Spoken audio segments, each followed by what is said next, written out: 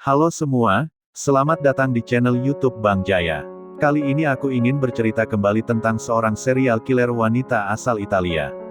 Mari kita langsung masuk saja ke ceritanya.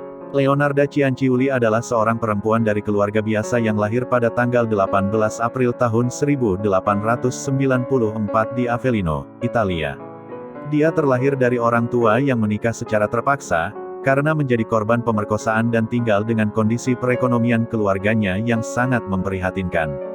Setelah ayahnya meninggal, ibunya menikah lagi akibatnya situasi konflik keluarga menjadi semakin rumit, sejak saat itu ibunya sering sekali menyiksanya. Ia sempat 2 kali mencoba melakukan bunuh diri ketika usianya masih muda, dan ia juga sempat dipaksa menikahi laki-laki pilihan ibunya, tapi ia memilih orang lain untuk menjadi suaminya.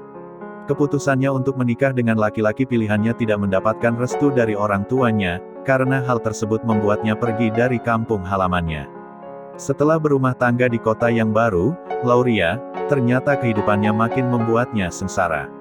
Penghasilan dari suaminya pun tidak mencukupi untuk memenuhi kebutuhan hidupnya dan keadaan semakin rumit setelah ia terlibat kasus penipuan dan dihukum penjara beberapa saat. Kesialan selalu datang bertubi-tubi dan ia tidak bisa menghindar dari nasib sialnya. Rumah yang ditinggalinya hancur karena gempa bumi tahun 1930. Ia dan suami berpindah lagi ke kota baru, di Correggio. Di Correggio, ia membuka usaha kecil toko sabun. Setelah menikah ia melahirkan 10 anak meskipun 6 diantaranya meninggal saat masih kecil.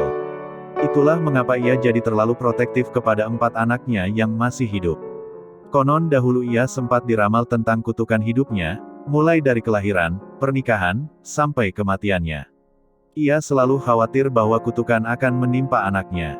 Karena itu, ia pun berusaha untuk melindungi anak-anaknya yang masih hidup.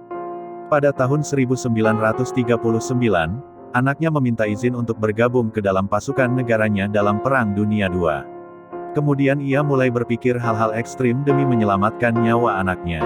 Ada hal yang ia yakini untuk menyelamatkan nyawa anaknya ialah dengan mengorbankan nyawa orang lain. Kemudian ia membunuh tetangganya sendiri.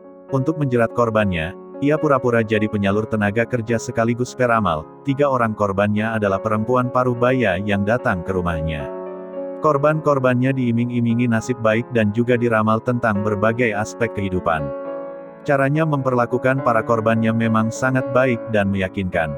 Ternyata saat para korbannya akan pamit, ia membuatkan minuman yang memabukkan dan menghilangkan kesadaran para korbannya. Saat korbannya pingsan, ia segera memotong tubuh korbannya dengan kapak dan pisau tajam.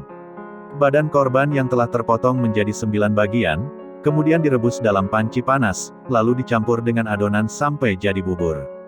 Dan darahnya ia tampung di dalam baskom, untuk dicampur ke dalam adonan untuk bahan kue dan sabun yang akan dijualnya.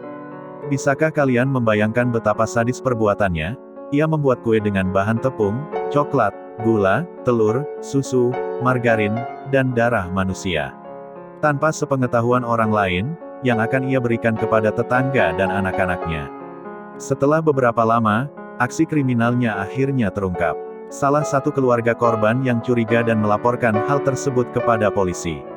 Kemudian pada tahun 1946, pihak yang berwajib akhirnya memutuskan ia bersalah dan divonis 30 tahun hukuman penjara.